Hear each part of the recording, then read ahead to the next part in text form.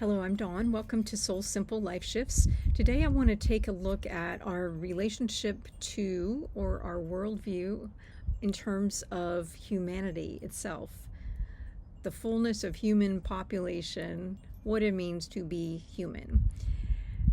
There are several ways that we have looked at this historically in the past, been conditioned to see humanity. And often there's this undertone of dissatisfaction or disdain for being human. And there's the opportunity for us to really consider where that has come from, where those messages have originated, and are they true? And if we find that they are not fully true, to take a step back and begin to embrace a deep love for humanity and for being human and all that that means, and really explore that on a deeper level. Another aspect of this is that often we see the human condition as we must, sort of earn the right to be and express. We must meet certain conditions in order to be fully who we are, be fully human. And there's an opportunity for us to shift that into everyone belongs and all choices are available to all. That may be a bit of an overstatement, but the idea being that everyone belongs and you don't have to earn the right to be who you are or to express that. And that there is always the opportunity to be and become who you came to be, essentially, to be more and more fully expressed within our own unique individuation of a human being. And often we'll stop ourselves from doing that if we don't see humanity itself as being free and liberated. Now, this gets into really a lot of nuance because, I'm certain that many of you have heard this idea of like Earth is a prison planet, or just from a more pragmatic point of view, like look around and you can see the inequity, the unfairness of various systems and structures that do create false dichotomies and that separate us from one another and that do diminish the experience of humanity or being human. Yet, if we let that reality, that thing that is presented so often, be the driver, we are automatically settling for less than who we are. We're letting someone else's co-opting of the story of humanity, diminish us, essentially. There's also this idea when it comes to how we look at humanity of it's a hostile world, and it's cutthroat, it's competition, dog eat dog worlds. And while there is, obviously some truth to the fact that does happen in the larger, whole of humanity, certainly that is a part of it. We can shift in if we choose to and see that it's also a friendly world, and there is ample room for multiple, unique, and parallel offers as opposed to competition, and we must squash the other. And there's a lot of interconnection with this one to a lot of the other things that we have or will talk about in terms of worldview kind of things. So just want you to remain open to all of this because they all kind of go hand in hand. And once you begin to be curious and open-hearted with these things, you will begin to see more and more and feel, if you allow it, yourself shifting on a deep level, just by the sheer fact that you are observing. Another last thing I want to mention here is this idea that the human is a machine, sort of like the old scientific view, the body as a machine.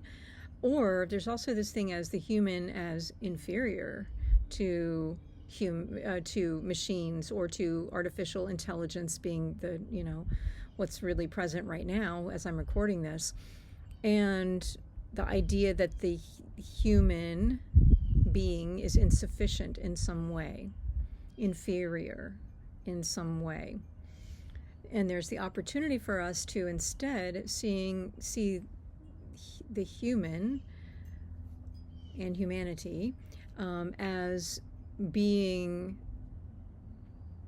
of nature, of the organic world, and something that cannot be replicated, and whose full intelligence, not just mind intelligence, but full intelligence, is something to be celebrated and not taken lightly, and to be embraced not as superior to any other race or even to another discipline or anything like that, such as science, but rather as wholly distinct, wholly, WHOLLY, distinct and irreplaceable, and something to be honored and celebrated. So I think that's what it goes back to for me, is love and this choice, really, to see the good in humanity, not to dismiss what isn't great, but just to see that. And a little tool that you can use, or a Soul Simple Life practice, is to do a little thing, whether you draw this out or just think about this or journal it, or just meditate on this idea of the human being map.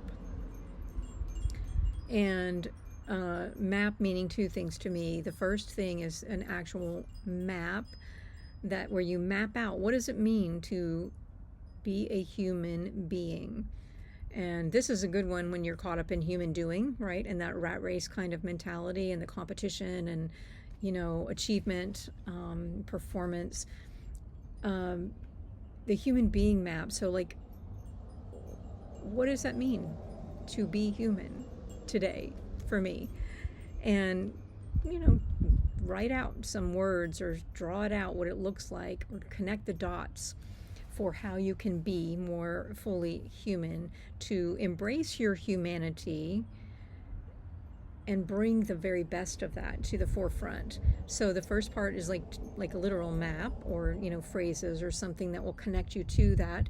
And the second is, I use MAP often as an acronym for Momentum Action Pathways. So where's the energy in humanity as a whole? Where is the flow, the positive flow toward the good? See if you can find that. It can be challenging some days, and yet I know when I've done this, I'm able to identify something almost always. So on a day where today I'm slightly thoughtful, I guess would be the word. I'm not exactly depressed, but I'm contemplating. I'm in a contemplating mode. So if I seem slower, that's why. But so it might be I'm not negative necessarily, but it might be something that would be a stretch for me to, I don't know, what is good about humanity? I'm not really focused there. I'm thinking about something else. But you can always find something.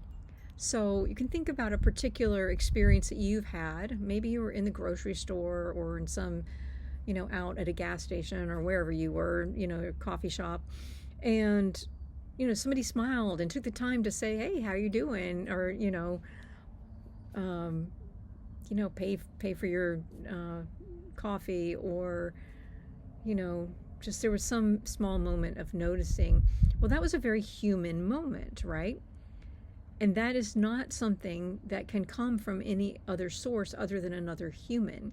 So think about what is that? That was about a moment of connection, maybe, or a moment of kindness, or a moment of genuine warmth, or noticing, whatever it is.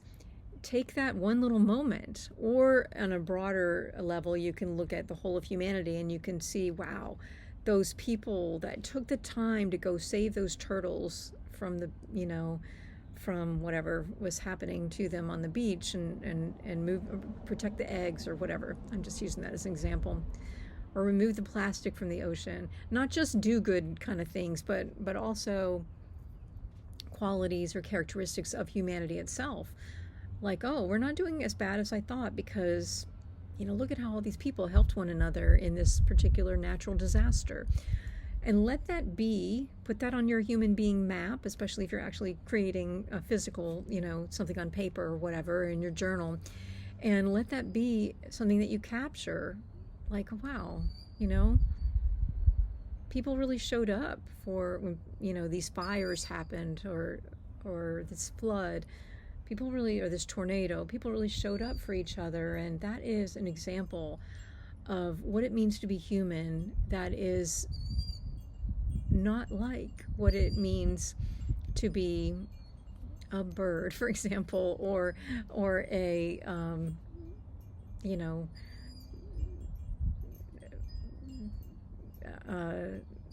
another form of life. So, all right, I'm probably talking in circles at this point, so I'm going to stop. But that is an invitation to take a look at how you are relating to being human. In other words, that to me encompasses not just being in a body, but also being a soul, and on a journey here in this life in the form of a human being. And how are you relating to that? How you're relating to your humanity day by day and over the course of your life. How are you seeing yourself as a human? How are you seeing fellow humans? How are you viewing the whole of humanity?